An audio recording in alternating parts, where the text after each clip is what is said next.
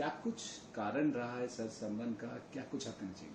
जो अकाल तख्त साहब के जत्थेदार साहब ने जो पंजाब असम्बली के स्पीकर को ये बुलाया है, उसकी वजह ये है कि पंजाब सरकार ने एक एक्ट पास किया है और बड़े सीक्रेट तरीके से एक्ट पास कर दिया। किसी को बताया नहीं, दिखाया नहीं, HPC को नहीं दिखाया।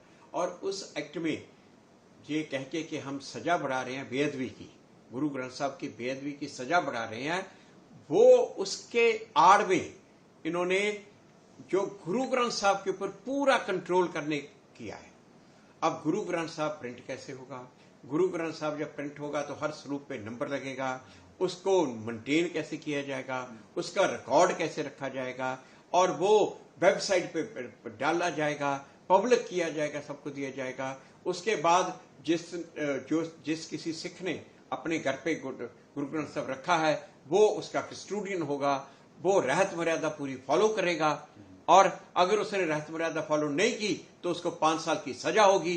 बल्कि ये सारी बातें ये सरकार का काम है। बेअदबी का आप कहो, और दूसरी बात ये कॉग्निजेबल ऑफेंस हो गया, नॉन वेल ऑफेंस हो गया। अब अगर किसी ने अगर मैंने अपने घर पे गुरु ग्रंथ साहब मेरे पास तो है, कोई भी जाके गुरु ग्रंथ साहब का कोई जाके पुलिस में बोल दे कि जी ये जो रहत मर्यादा फॉलो नहीं कर रहे अपने घर पे, बल्कि जरूरी नहीं कि कोई गुरुद्वारा कमेटी हो, जरूरी नहीं कि गुरसिख हो, कोई भी जाके बोल दे कि ये रहत मर्यादा पूरी नहीं मान रहे, पुलिस को एफआईआर रजिस्टर करनी पड़ेगी। फिर वो DSP उसकी इंक्वायरी करने आएगा। DSP को जरूरी नहीं कि सिख हो, वो जो भी DSP है वो इंक्वायरी करेगा, वो फैसला करेगा कि ये रहत मर्यादा फॉलो कर रहा है कि नहीं कर रहा, और अगर नहीं कर रहा तो सीधी 5 साल की सजा और जमानत भी नहीं होगी। बल्कि ये जो इतना डेंजरस काम इतिहास में आज तक सरकार ने कभी कंट्रोल नहीं किया, आज तक कभी कंट्रोल नहीं किया। और जो पहले सीधा जब भी सरकार ने एक्ट पास किए हैं धार्मिक किसी इशू पे, धार्मिक किसी भी धार्मिक मुद्दे पे जब भी एक्ट पास किया है तो वो HPC से पूछ के किया। नेहरू मास्टर तारा सिंह पैक्ट में भी यही है, HPC से पूछा जाएगा।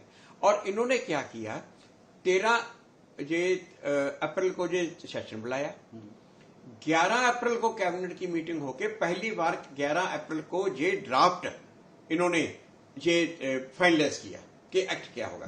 कहा ये कि हम सजा बढ़ा रहे हैं, उस सजा बढ़ाने की आड़ में ये पूरे का पूरा ये गुरु ग्रंथ साहब के ऊपर कंट्रोल कर दिया। और 11 अप्रैल को भी जो ड्राफ्ट था वो ना मीडिया को दिया, ना HPC को दिया, MLA को नहीं दिया। 12 अप्रैल रात को जाके MLA को भेजा। MLA तो कि देखा नहीं, जिन्होंने देखा उनको पूरी समझ नहीं आई, और 13 अप्रैल को इसको पास करता है।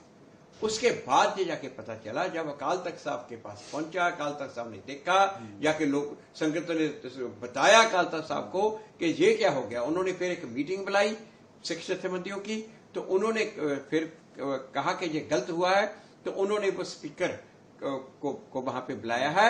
और दूसरी बात, ये पंजाब सरकार का ये कहना है कि हमने संत समाज के लोगों को बुला के उनसे डिस्कस किया, मगर ये इसका ड्राफ्ट है, ये बिल तो तैयार ही 11 अप्रैल को हुआ, तो ये संत समाज के साथ कहां डिस्कस उन्होंने कर लिया। और संत समाज का एक भी कोई संत कह दें कि उनको ये मालूम था कि ये कस्टोडियन कैसे होगा, गुरु ग्रंथ साहब पे सरकार का कंट्रोल कैसे होगा, तो किसी को नहीं पता ये बात। और इतने सीक्रेट तरीके से किया, ये बहुत गलत बात है, और ये इसको कोई भी टॉलरेट नहीं करेगा, और इसका सभी विरोध कर रहे हैं। और जिस तरीके से इतनी सीक्रेट तरीके से एक सजा बनाने के आड़ में जो इन्होंने किया, ये एक्चुअली इसमें पीछे बात ये है कि ये HPC के बहुत खिलाफ है शुरू से। HPC को खत्म करना चाहते हैं। ये भी कहते हैं कि जिन्होंने जो अमरतारी सिख हैं, जिन्होंने कृपान पहनी हुई है, ये कुछ ज्यादा सिख हैं, हम भी तो बड़े सिख हैं। ये तो अपने शुरू से इनका यही असला है, और ये उसी तरफ ये कदम है कि ये HPC को खत्म करना चाहते हैं, और ये बहुत गलत बात है।